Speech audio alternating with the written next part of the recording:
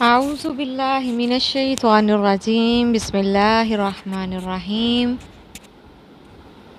پناہ مانگتی ہوں اللہ کی شیطان مردود سے، اللہ کے نام سے جو رحمان اور رحیم ہے۔ سورۃ الفاتحہ مکی سورت ہے جس کی کل 7 آیات اور 1 رکوع ہے۔ الحمد للہ رب العالمین، الحمد تمام تعریفیں للہ اللہ کے لیے، رب العالمین رب تمام جہان، کل شکر اور کل ثنا اللہ کے لیے جو تمام جہانوں کا پروردگار اور مالک ہے۔ الحمد للہ، الحمد مبتدا، اللہ خبر، کل تعریف، کل حمد و ثنا، کل شکر اللہ کے لیے ہے۔ اب وہ اللہ کون ہے؟ رب العالمین، جو تمام جہانوں کا مالک ہے، پروردگار ہے، پرورش کنندہ ہے، الرحمن الرحیم، جو رحمان اور رحیم ہے۔ الحمدللہ میں لام حرف جر ہے، لہٰذا اللہ مجرور ہے۔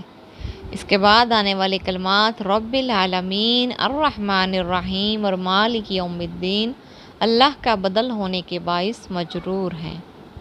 یہ گویا ایک جملہ چلا رہا ہے، کل حمد، کل ثنا، کل شکر اس اللہ کے لیے جو تمام جہانوں کا مالک ہے، مختار ہے، آقا ہے، پروردگار ہے، رحمان اور رحیم ہے۔ نوٹ کر لیجئے کہ آیت بسم اللہ میں بھی اللہ تعالیٰ کے نام کے ساتھ یہ دونوں صفاتی نام الرحمن الرحیم آئے ہیں، بلکہ دونوں جگہ اللہ کے لیے 3 نام ہیں۔ سب سے پہلا نام اللہ ہے، اسے کہا جاتا ہے کہ یہ اللہ تعالیٰ کا اسم ذات ہے۔ یہ بھی ایک صفاتی نام ہے۔ اللہ پر آل داخل ہو کر اللہ بن گیا، لیکن بہرحال اللہ کا نام بڑی اہمیت کا حامل ہے، اور عرب میں سب سے زیادہ معروف یہی نام تھا۔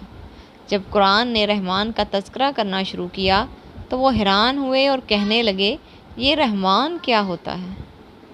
مر رحمان۔ تب کہا گیا، قل ادعوا اللہ اب ادعوا الرحمن ایما تدعوا فلہ الاسماء الحسنی۔ اے نبی صلی اللہ علیہ وآلہ وسلم، ان سے کہہ دو کہ اسے اللہ کہہ کر پکار لو یا رحمان کہہ کر پکار لو، جو کہہ کر بھی پکارو گے تو تمام اچھے نام اسی کے ہیں۔ یہ تمام صفات کمال اسی کی ذات میں موجود ہیں۔ Call the rose by any name, it will smell as sweet۔ اس میں اللہ کے 3 معنی ہیں۔ تفصیل سے نظر کرتے ہوئے اس میں اللہ کے 3 معنی ہیں۔ عوام کے نزدیک اللہ سے مراد حاجت روا ہے، اس کی طرف انسان تکلیف اور مصیبت میں، مشکلات میں، رزق کے لیے اور اپنی دیگر حاجات کے لیے رجوع کرتا ہے۔ اللہ کا ایک اور مفہوم یہ ہے کہ وہ ہستی جو انسان کو سب سے زیادہ محبوب ہو۔ والذین آمنوا اشد حب اللہ، یہ صوفیہ کرام کا تصور ہے، اور ایک ہے فلاسفہ کا تصور کہ اللہ وہ ہستی ہے جس کی کناں سے کوئی واقف نہیں ہو سکتا، اس کے بارے میں غور و فکر سے سوائے تحیر کے اور کچھ حاصل نہیں۔ تو اس مادہ الف لام ہا یا واو لام ہا کے اندر 3 معنی ہیں۔ ایک وہ ہستی جس کی طرف اپنی تکلیف اور مصیبت کے رفع کرنے کے لیے اور اپنی ضروریات پوری کرانے کے لیے رجوع کیا جائے۔ دوسرا وہ ہستی جس سے انتہائی محبت ہو۔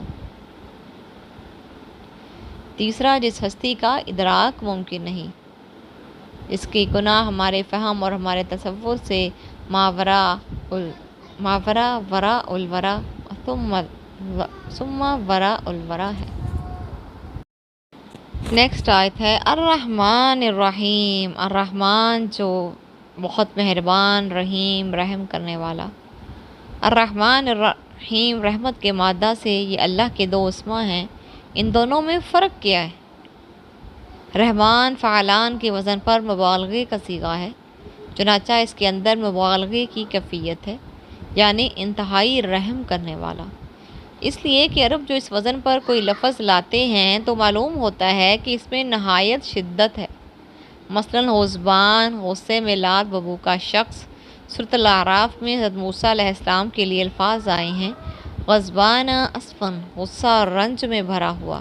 عرب کہے گا انا عطشان، میں پیاس سے مرا جا رہا ہوں، انا جوعان، میں بھوک سے مرا جا رہا ہوں۔ تو رحمان وہ ہستی ہے جس کی رحمت ٹھاٹھے مارتے ہوئے سمندر کی مانند ہے، اور رحیم فاعل کے وزن پر صفت مشبہ ہے۔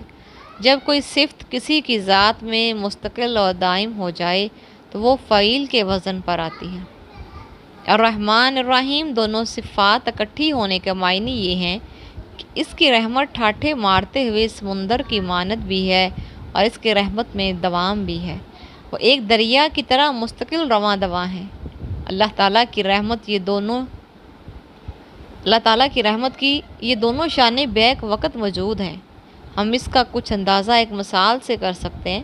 فرض کیجئے کہیں کوئی ایکسیڈنٹ ہوا اور وہاں آپ دیکھیں کہ کوئی خاتون بیچاری مر گئی ہے اور اس کا دودھ پیتا بچہ اس کی چھاتی کے ساتھ چمٹا ہوا ہے۔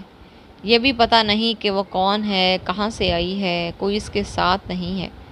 اس کی کیفیت دیکھ کر ہر شخص کا دل پسیج جائے گا، اور ہر وہ شخص جس کی طبیعت کے اندر نیکی کا کچھ مادہ ہے چاہے گا کہ اس لاوارث بچے کی کفالت اور اس کی پرورش کی ذمہ داری میں اٹھا لوں۔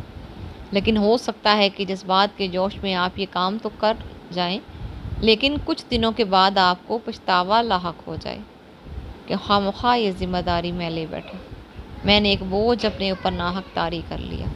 چنانچہ ہمارے اندر رحم کا جو جذبہ ابھرتا ہے وہ جلد ہی ختم ہو جاتا ہے، وہ مستقل اور دائم نہیں ہے، جبکہ اللہ کی رحمت میں جوش بھی ہے اور دوام بھی ہے، دونوں چیزیں بیک وقت موجود ہیں۔ یوم الدین، مالکی، مالک یومی دن میں دینی بدلہ، جزا و سزا کے دن کا مالک و مختار ہے۔ مالک یوم الدین وہ جزا اور سزا کے دن کا مالک ہے، وہ مختار مطلق ہے۔ قیامت کے دن انسانوں کے اعمال کے مطابق جزا اور سزا کے فیصلے ہوں گے۔ کسی کی وہاں کوئی سفارش نہیں چلے گی، کسی کا وہاں زور نہیں چلے گا، کوئی دے دلا کر چھوٹ نہیں سکے گا، کسی کو کہیں سے مطلقاً کوئی مدد نہیں ملے گی۔ اس روز کہا جائے گا لمن الملک اليوم، آج کس کے ہاتھ میں اختیار اور بادشاہی ہے؟ للہ واحد القہار، اس اللہ کے ہاتھ میں جو اکیلا ہے اور پوری کائنات پر چھایا ہوا ہے۔ اب دیکھیے گرامر کی روح سے ایک جملہ مکمل ہوا، الحمدللہ رب العالمین الرحمن الرحیم مالک یوم الدین۔ کل حمد و ثنا اور شکر اس اللہ کے لیے جو تمام جہانوں کا پروردگار اور مالک ہے، جو رحمان ہے، رحیم ہے، جو جزا و سزا کے دن کا مالک اور مختار مطلق ہے۔ جزء ثانی سورۃ الفاتحہ کا دوسرا حصہ صرف ایک آیت پر مشتمل ہے، جو ہر اعتبار سے اس سورت کی مرکزی آیت ہے۔ و ایاک نستعین، ایاک صرف تیری، نعبد ہم عبادت کرتے ہیں، و ایاک اور تجھ سے، نستعین ہم مدد چاہتے ہیں۔ ہم صرف تیری ہی بندگی کرتے ہیں اور کرتے رہیں گے، اور ہم صرف تجھ ہی سے مدد چاہتے ہیں اور چاہتے رہیں گے۔ ضمیر مخاطب کاف کو مقدم کرنے سے حصر کا مفہوم پیدا ہوتا ہے۔ پہلے عربی زبان میں فعل مضارع زمانہ حال اور مستقل دونوں کے لیے آتا تھا۔ یہ بندے کا اپنے پروردگار سے عہد و پیمان ہے، جسے میں نے ہینڈ شیک سے تعبیر کیا ہے۔ اس کا صحیح تصور ایک حدیث قدسی کی روشنی میں سامنے آتا ہے، جسے بعد میں پیش کیا جائے گا۔ یہاں سمجھنے کا اصل نقطہ یہ ہے کہ فیصلہ کر لینا تو آسان ہے کہ اے اللہ میں تیری ہی بندگی کروں گا، لیکن اس فیصلے کو نبھانا مشکل ہے۔ یہ شہادت گاہ الفت میں قدم رکھنا ہے۔ لوگ آسان سمجھتے ہیں مسلمان ہونا۔ اللہ کی بندگی کے جو تقاضے ہیں ان کو پورا کرنا آسان نہیں ہے۔ لہٰذا بندگی کا عہد کرنے کے فوراً بعد اللہ کی پناہ میں آنا ہے کہ اللہ میں اس زمن میں تیری ہی مدد چاہتا ہوں، فیصلہ تو میں نے کر لیا ہے کہ تیری ہی بندگی کروں گا اور اس کا وعدہ کر رہا ہوں، لیکن اس پر کاربند رہنے کے لیے مجھے تیری مدد درکار ہے۔ چنانچہ رسول اللہ صلی اللہ علیہ وسلم ہر نماز کے بعد آپ صلی اللہ علیہ وسلم کا ایک ذکر یہ بھی ہے، ربی اعنی علی ذکرک و شکرک و حسن عبادتک، کہ پروردگار میری مدد فرما کہ میں تجھے یاد رکھ سکوں، تیرا شکر ادا کر سکوں اور تیری بندگی احسن طریقے سے بجا لاؤں۔ تیری مدد کے بغیر یہ ممکن نہیں کہ میں یہ کر سکوں گا۔ ایاک نعبد و ایاک نستعین، جب بھی آپ اس آیت کو پڑھیں تو آپ کے اوپر ایک خاص کیفیت طاری ہونی چاہیے کہ پہلے کپی طاری ہو جائے کہ اے اللہ، میں تیری بندگی کا وعدہ تو کر رہا ہوں، میں نے ارادہ تو کر لیا ہے کہ تیرا بندہ بن کر زندگی گزاروں گا، میں تیری جناب میں اس کا اقرار کر رہا ہوں، لیکن اے اللہ میں تیری مدد کا محتاج ہوں، تیری طرف سے توفیق ہوگی، تسیر ہوگی، تعاون ہوگا، نصرت ہوگی، تبھی میں یہ عہد و پیمان پورا کر سکوں گا، ورنہ نہیں۔ ایاک نعبد و ایاک نستعین ایک آیت ایک ہے لیکن جملے دو ہیں۔ ایاک نعبد ایک جملہ جو مکمل جملہ ہے، جملہ فعلیہ انشائیہ، اور ایاک نستعین دوسرا جملہ ہے، بیچ میں حرف عطف واو ہے۔ اس سے پہلے اس صورت مبارکہ میں کوئی حرف عطف نہیں آیا، اس لیے کہ اللہ تعالیٰ کی ساری صفات اس کی ذات میں بیک وقت موجود ہے۔ یہاں حرف عطف آ گیا، اے اللہ ہم تیری ہی بندگی کرتے ہیں اور کرتے رہیں گے، اور تجھ ہی سے مدد مانگتے ہیں اور مانگتے رہیں گے، ہمارا سارا دار و مدار اور توکل تجھ ہی پر ہے، ہم تیری ہی مدد کے سہارے پر اتنی بڑی بات کہہ رہے ہیں کہ اے اللہ ہم تیری ہی بندگی کرتے رہیں گے۔ ہم نماز وتر میں جو دعائے قنوت پڑھتے ہیں، کبھی آپ نے اس کا مفہوم پر غور کیا؟ اس میں ہم اللہ تعالیٰ کے حضور بہت بڑا اقرار کرتے ہیں، اللہم انا نستعینک و نستغفرک و نؤمن بک و نتوکل علیک و نثنی علیک الخیر و نشکرک ولا نکفرک و نخلع و نترک من یفجرک، اللہم ایاک نعبد و لک نصلی و نسجد و الیک نسعی و نحفظ و نرجو رحمتک و نخشی عذابک ان عذابک بالکفار ملحق۔ اے اللہ ہم تجھ ہی سے مدد چاہتے ہیں اور تجھ ہی سے اپنے گناہوں کی مغفرت طلب کرتے ہیں، اور ہم تجھ پر ایمان رکھتے ہیں اور تجھ پر توکل کرتے ہیں اور تیری تعریف کرتے ہیں اور تیرا شکر ادا کرتے ہیں اور تیری ناشکری نہیں کرتے، اور ہم علیحدہ کر دیتے ہیں اور چھوڑ دیتے ہیں ہر اس شخص کو جو تیری نافرمانی کرے۔ اے اللہ ہم تیری ہی عبادت کرتے ہیں اور تیرے ہی لیے نماز پڑھتے ہیں اور سجدہ کرتے ہیں، اور ہم تیری طرف کوشش کرتے ہیں اور ہم حاضری دیتے ہیں، اور ہم تیری رحمت کے امیدوار ہیں اور تیرے عذاب سے ڈرتے ہیں، بے شک تیرا عذاب کافروں کو پہنچنے والا ہے۔ واقعہ یہ ہے کہ اس دعا کو پڑھتے ہوئے لرزہ طاری ہوتا ہے کہ کتنی بڑی بڑی باتیں ہم اپنی زبان سے نکال رہے ہیں۔ ہم زبان سے تو کہتے ہیں کہ اے اللہ ہم صرف تیری ہی مدد چاہتے ہیں، لیکن نامعلوم کس کس کے سامنے ہاتھ پھیلاتے ہیں اور کس کس کے سامنے جبی سائی کرتے ہیں، کس کس کے سامنے اپنی عزت نفس کا دھلا کرتے ہیں۔ پھر یہ الفاظ دیکھیے، نخلع و نترک من یفجرک، کہ جو بھی تیری نافرمانی کرے اسے ہم علیحدہ کر دیتے ہیں، اس کو ہم چھوڑ دیتے ہیں، اس سے ترک تعلق کرتے ہیں۔ ہم کہتے ہیں دوستی ہے، رشتہ داری ہے، کیا کریں؟ وہ اپنا عمل جانے میں اپنا جانوں، ہمارا طرز عمل تو یہ ہے۔ تو کتنا بڑا دعویٰ ہے اس دعا کے اندر، وہ پورا دعویٰ اس ایک جملے میں مضمر ہے، ایاک نعبد، پروردگار ہم تیری ہی بندگی کرتے ہیں اور کرتے رہیں گے۔ چنانچہ اس وقت فوری طور پر بندے کے سامنے یہ کیفیت آ جانی چاہیے کہ اللہ میں یہ اسی صورت میں کر سکوں گا اگر تیری مدد شامل حال رہے۔ رسالت سورۃ الفاتحہ کا تیسرا حصہ 3 آیات پر مشتمل ہے، تاہم یہ ایک ہی جملہ بنتا ہے۔ صراط المستقیم، اہدنا ہمیں ہدایت دے، صراط راستہ، المستقیم سیدھا، اے رب ہمیں ہدایت بخش سیدھی راہ کی، صراط الذین انعمت علیہم غیر المغضوب علیہم ولا الضالین، صراط راستہ الذین ان لوگوں کا، انعمت تو نے انعام کیا، علیہم ان پر، غیر المغضوب نہ غضب کیا گیا، علیہم ان پر، ولا اور نہ الضالین جو گمراہ ہوئے، راہ ان لوگوں کی جن پر تیرا انعام ہوا، جو نہ تو مغضوب ہوئے نہ گمراہ۔ اهدنا الصراط المستقیم صراط الذین انعمت علیہم غیر المغضوب علیہم ولا الضالین آمین۔ اب دیکھیے یہ ایاک نستعین ہی کی تشریح ہے جو آخری 3 آیتوں میں ہے۔ ہمیں اللہ سے کیا مدد چاہیے؟ پیسہ چاہیے، دولت چاہیے؟ نہیں اے اللہ، ہم یہ نہیں چاہیے، ہمیں یہ نہیں چاہیے۔ پھر کیا چاہیے؟ اہدنا الصراط المستقیم، ہمیں سیدھے راستے کی ہدایت عطا فرما۔ جو زندگی کے مختلف معاملات میں دورہ ہے، صحرا ہے، چوراہے آ جاتے ہیں، وہاں ہم فیصلہ نہیں کر سکتے کہ صحیح کیا ہے، غلط کیا ہے، لہٰذا اے اللہ ہمیں سیدھے راستے کی طرف ہدایت بخش۔ اہدی ہدایت سے پال امر ہے کہ ہمیں ہدایت دے۔ ہدایت کا ایک درجہ یہ بھی ہے کہ سیدھا راستہ بتا دیا جائے، ہدایت کا دوسرا درجہ یہ ہے کہ سیدھا راستہ دکھا دیا جائے، اور ہدایت کا آخری مرتبہ یہ ہے کہ انگلی پکڑ کر سیدھے راستے پر چلایا جائے، جیسے بچوں کو لے کر آتے ہیں۔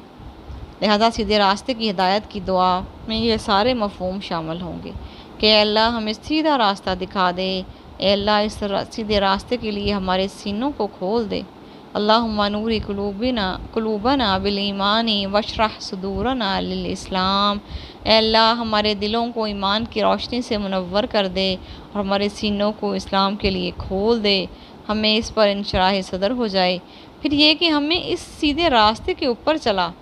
اب آگے اس صراط مستقیم کی بھی وضاحت ہے، اور یہ وضاحت 2 طرح سے ہے۔ صراط مستقیم کی وضاحت ایک مثبت انداز میں اور ایک منفی انداز میں کی گئی ہے۔ مثبت انداز یہ ہے کہ صراط الذین انعمت علیہم، اے اللہ ان لوگوں کے راستے پر ہمیں چلا جن پر تو نے اپنا انعام نازل فرمایا۔ یہ مضمون جا کر سورۃ النساء میں کھلے گا کہ منعم علیہم 4 گروہ ہیں، من نبیین والصدیقین والشہداء والصالحین وحسن اولئک رفیقا، کہ وہ نبی، صدیقین، شہداء اور صالحین ہیں اور بہت ہی خوب ان کی رفاقت ہے۔ اے اللہ ان کے راستے پر ہمیں چلا۔ یہ تو مثبت بات ہو گئی۔ منفی انداز یہ اختیار فرمایا غیر المغضوب علیہم ولا الضالین، نہ ان پر تیرا غضب نازل ہوا نہ ہی وہ گمراہ ہوئے۔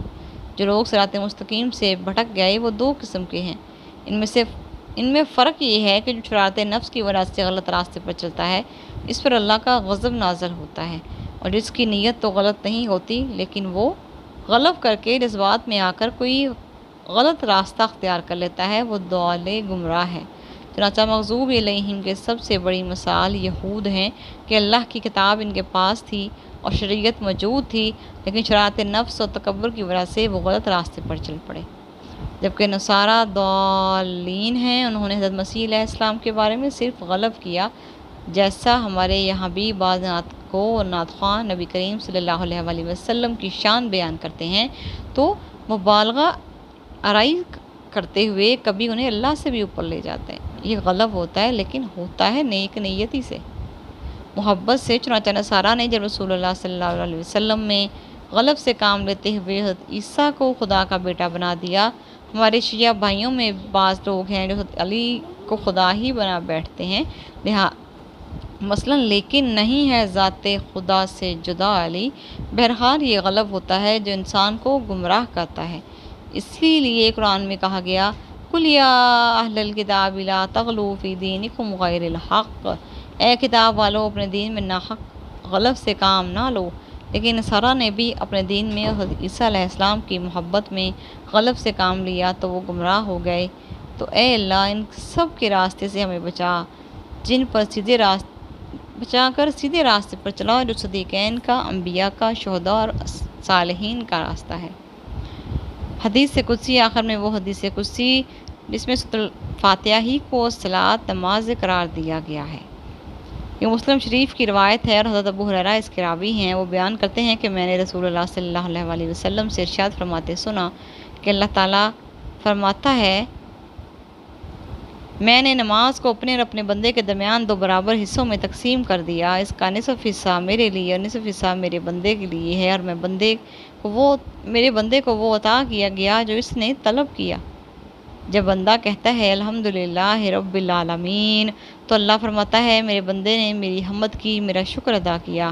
جب بندہ کہتا ہے الرحمن الرحیم تو اللہ فرماتا ہے میرے بندے نے میری ثنا کی، اور بندہ کہتا ہے مالک یوم الدین، تو اللہ فرماتا ہے کہ میرے بندے نے میری بزرگی اور بڑائی بیان کی، اور ایک مرتبہ آپ نے یہ بھی فرمایا کہ میرے بندے نے اپنے آپ کو میرے سپرد کر دیا، گویا یہ پہلا حصہ کل کا کل اللہ کے لیے ہے۔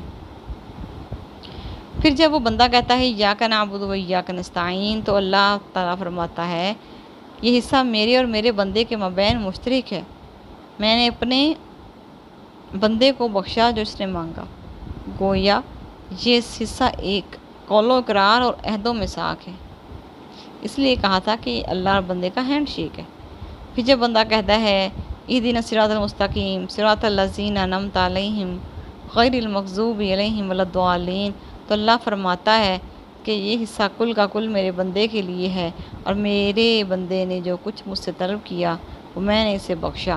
اس حدیث کی روح سے سورۃ الفاتحہ کے 3 حصے بن جائیں گے، پہلا حصہ کلیتاً اللہ کے لیے اور آخری حصہ کلیتاً بندے کے لیے، جبکہ درمیانی اور مرکزی آیت ایاک نعبد و ایاک نستعین بندے اور اللہ کے مابین قول و اقرار ہے، گویا اس کا بھی نصف حصہ اللہ کے لیے اور نصف ثانی بندے کے لیے ہے۔ اسی طرح نصف کی تقسیم و تمام کمال پوری ہو گئی۔ ایک بات یہ بھی نوٹ کر لیجئے کہ اس حدیث کی روح سے حدیث قدسی میں قسمت اللہ الصلاۃ یا بنی و بین عبدی نصفین کے بعد آیت بسم اللہ کا ذکر نہیں ہے، بلکہ الحمدللہ رب العالمین سے بات براہ راست آگے بڑھتی ہے۔ اس سے یہ ثابت ہوا کہ اس زمن میں امام ابو حنیفہ رحمۃ اللہ علیہ کا موقف درست ہے کہ آیت بسم اللہ سورۃ الفاتحہ کا جز نہیں۔ اس صورت مبارکہ کے ختام پر آمین کہنا مسنون ہے۔ آمین کے معنی ہیں اے اللہ ایسا ہی ہو۔ اس صورت مبارکہ کا اسلوب چونکہ دعائیہ ہے، لہٰذا دعا کے اختتام پر آمین کہہ کر بندہ گویا پھر بارگاہ الہی میں عرض کرتا ہے کہ اے پروردگار، میں نے یہ عرضداشت تیرے حضور پیش کی ہے، تو اسے شرف قبول عطا فرما۔ صدق اللہ العظیم۔